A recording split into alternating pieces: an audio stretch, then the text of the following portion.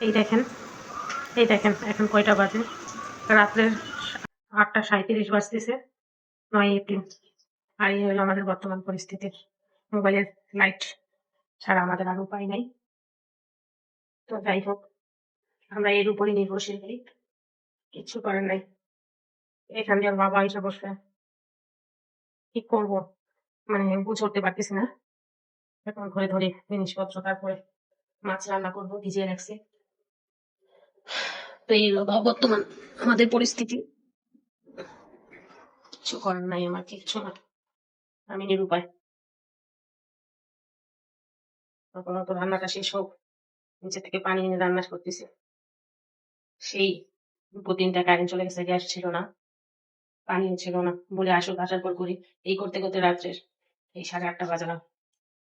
এই হচ্ছে কাঁকড় ভাজা। এখন আমি মাছের তরকারিটা বসিয়ে দেবো, এর ভিতরে বসাবো, এর ভিতরে বসিয়ে দেবো। পেঁয়াজ কুচি করে রাখছি এখানে, এখন এখান থেকে সবকিছু দিয়ে দেবো জন্য। আচ্ছা, এই মাছটা আপনারা কিভাবে রান্না করেন আমি জানি না, এই ফার্স্ট ওর বাবা এনেছে, আমি বলতে পারিনি এই মাছটা আপনারা কিভাবে রান্না করেন। তো আপনারা যদি জেনে থাকেন অবশ্যই কিন্তু আমাকে জানাবেন এই মাছটা কিভাবে আপনারা রান্না করেন। তো এখান থেকে আমি মাছটা ভিজিয়ে রেখেছি, কাকা আছে আমাদের সাথে, কাপড় রান্না করেছি। এই হচ্ছে আমাদের কাঁকরোল ভাজা। এই ভাজাটা করে আমার ছেলেরা অনেক পছন্দ করে। তো এটা একটু রেখে দিই। আসসালামু আলাইকুম এভরিওয়ান, আপনারা সবাই কেমন আছেন? আশা করি ভালো আছেন। আলহামদুলিল্লাহ আমি অনেক ভালো আছি। আজকে আমি কি রান্না করলাম এই কারেন্ট না থাকার ভিতরে, তাই আপনাদের সাথে শেয়ার করতে আসলাম। আসো দেখাও কি রান্না করেছি।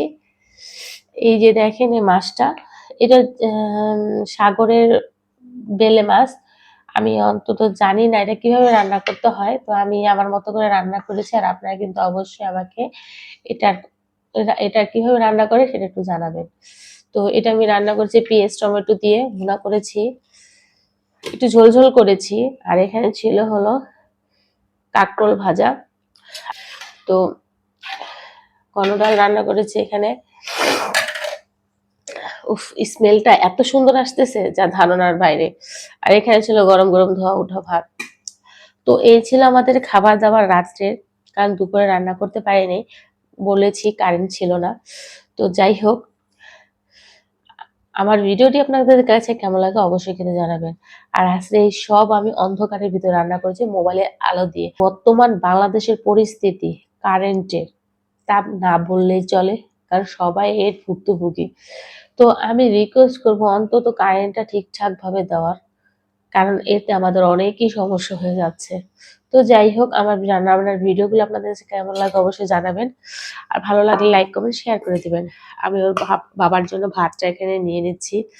বিশ্বাস করেন আজকে আমার অনেক সমস্যা হয়েছে, নিচে থেকে পানি নিয়ে এসে তাও রান্না করা লেগেছে। কারণ পানি ছিল না, গ্যাস ছিল না, তার সাথে সাথে কারেন্টও ছিল না।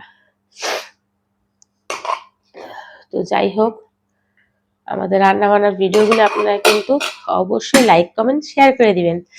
এখানে আমি ওকে দিয়ে দিচ্ছি কাঁকরোল ভাজা, এই দিয়ে দিলাম কাঁকরোল ভাজা। তো আজকের ভিডিওটা আমাদের এই পর্যন্তই। ভালো লাগলে কিন্তু অবশ্যই লাইক কমেন্ট শেয়ার করে দিবেন। আল্লাহ হাফেজ।